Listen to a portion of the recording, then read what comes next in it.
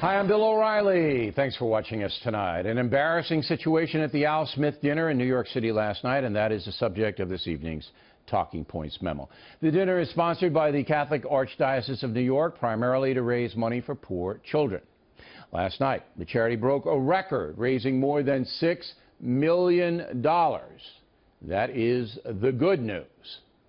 The bad news is the keynote speakers, Hillary Clinton and Donald Trump, were way too harsh, and they embarrassed Cardinal Timothy Dolan. No way to spin it. It was not a good evening. Al Smith was the first Catholic ever to run for president. He lost to Herbert Hoover in 1928. His family puts together this charitable event every year. It's supposed to be a lighthearted night. And 4 years ago, President Obama and Mitt Romney understood that. As President Obama surveys the Waldorf banquet room with everyone in white tie and finery, you have to wonder what he's thinking. So little time, so much to redistribute. I'm still making the most of my time in the city. Earlier today, I went shopping at some stores in Midtown. I understand Governor Romney went shopping for some stores in Midtown. Until you can see the ribbing was gentle. Last night it was nasty. Hillary believes that it's vital to deceive the people by having one public policy and a totally different policy in private. That's okay. I don't know who they're angry at, Hillary, you're right. For example, here she is tonight in public pretending not to hate Catholics.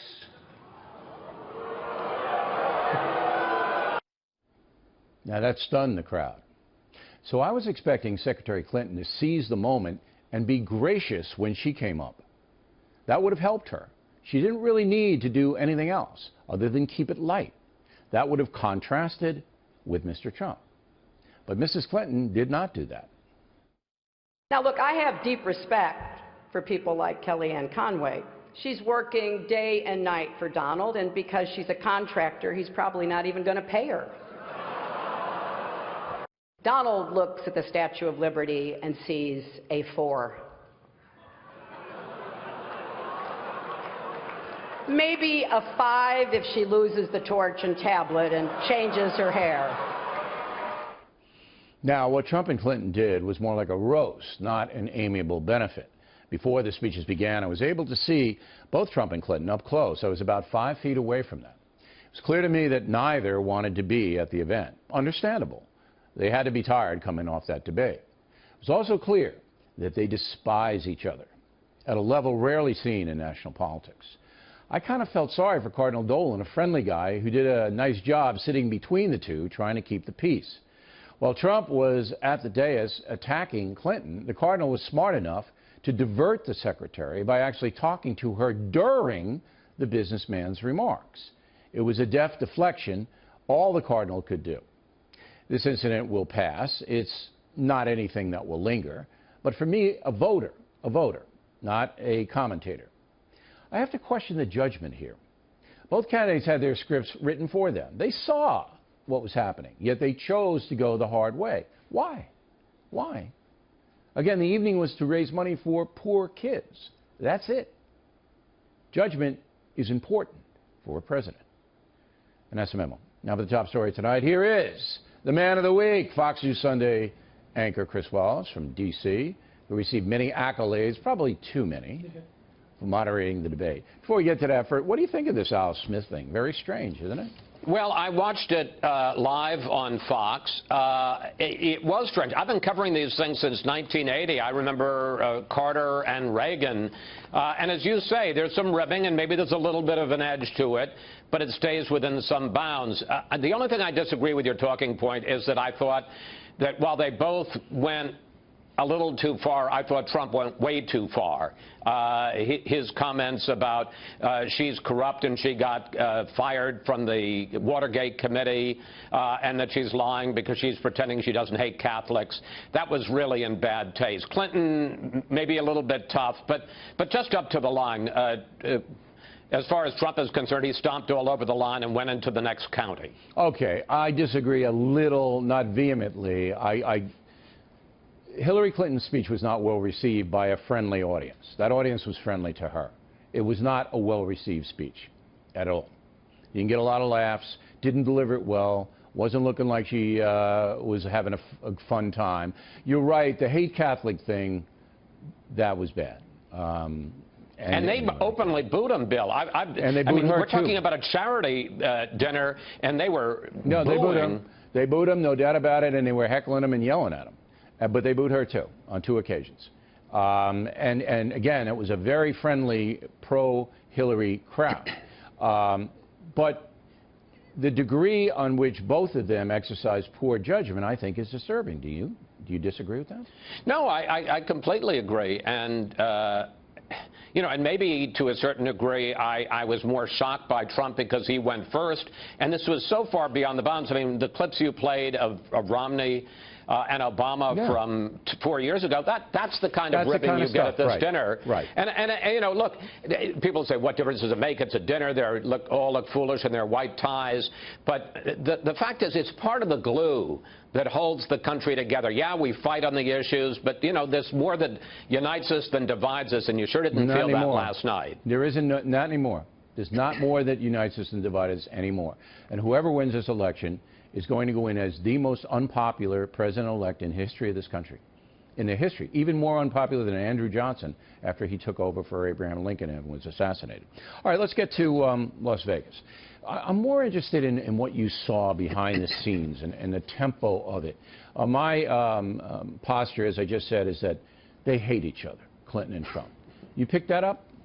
Oh, yeah. You know, there's an old saying that the great football announcer Keith Jackson, when he was talking about a big rivalry game, would say, these two teams just plain don't like each other. And I had that distinct feeling from the moment they walked out on the stage and very pointedly refused to shake hands to the end when, at least in the second debate, they shook hands at the end. No, they didn't. And when Hillary Clinton came up to thank me, Trump very pointedly at the end stayed behind his podium. He didn't want to breathe the same air or get anywhere near Hillary Clinton, and he only came up to me after she had left. Now, what did Secretary Clinton say to you?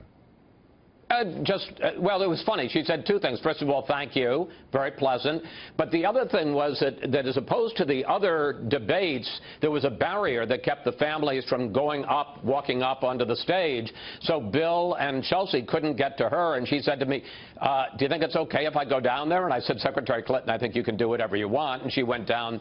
So that was very simple. With Trump, a little bit longer conversation. He said he thought I did a good job and that it was the best of the debates. He seemed in quite a good mood at the end. Okay. Now, taking out the rigged election thing, taking that off the table, all right, did both of them, in your opinion, answer your questions, or did they dodge? And if so, who dodged the most? Well, I mean, did they answer my questions? That is the most rhetorical question you've ever asked on this show, Bill. Of course they didn't answer my questions. Sometimes they did, and sometimes they dodged like crazy. And I would have to say Hillary dodged more than Trump did, especially when it came to the question about the Clinton Foundation. And this is, incidentally, gives you an insight into the difficulty of being a moderator. So I asked her the question, which I think was perfectly legitimate, about you promised that there'd be no conflict of interest, but in fact wasn't this pay to play? And she quickly said, no, of course it isn't. And then she said, but let me tell you about the foundation. Yeah, I mean, that's her line, right. I knew where we were headed there. Right. And but then you're in a position as a moderator, as she's talking about helping needy kids and sick kids and stuff, you know, how do you cut that off? And the answer was, after about 10 or 15, 20 seconds, when it was obvious to me and I thought to the audience that she was ducking, I then interrupted. But she dodged more. Sometimes he just didn't answer the question, but I don't think he was dodging. Okay. I'm going to give Chris 2 more minutes than originally scheduled because I have more questions for him. All right. Now, in the debate itself, Hillary Clinton spoke 6 more minutes than Donald Trump. Were you aware of that when it was going on? No. They had said to me, the debate commission, that they'd let me know But I will say afterwards, because I expressed some concern about that, it was the case that sometimes, for instance, in those 2-minute answers where they were given 2 minutes, uninterrupted at the beginning of each topic, he didn't fill up his time. No, so yes, part of that was she Right. talked more, and sometimes he just seemed to run out of things to say. Right. She never ran out of things to say, but he did. Oh, no. And I said that yesterday because I watched very closely. In the sequence with the puppets, I thought that was infantile. I would have said that if I were the moderator. Did it ever occur to you to say, you know, that's kind of juvenile what you guys both did? No. Look, one of the things I'll say is I had prepared very, very, as anybody would, in depth. I had my questions. I honed my questions. I was rewriting them on Wednesday. I had cheat sheets of little facts, so that I'd be able to back up anything that I asked. But you're making decisions. And even as much as we do this on this show, when you're there with the two presidential candidates and they're arguing with each other and they each have their agenda, you have to make a lot of snap decisions on the fly, instinctual decisions. Right. Am I going to get in here? Am I not going to get in there? If they were going to be infantile, God bless them. Let them be infantile. All right, That's so you just them. let them hang themselves. But I mean, that's different. Well, everybody says you did a good job, so now you're really going to be insufferable. You're going to be strutting around and, hey, I'm Chris. You want to know something? Yeah. I have too much of my dad in me. I enjoyed it for about half of the plane ride home from Las Vegas. Yeah. And then I started thinking, I got to book a show for Sunday. Ah, right. As you know, no matter how well or badly we do, the real reaction is, next? What am I going to do next? Your father would have hot dogged it. But I'll tell you one thing, and I don't want you to reply. Your father would be very proud of you, Chris. I appreciate you coming on tonight. Thank you.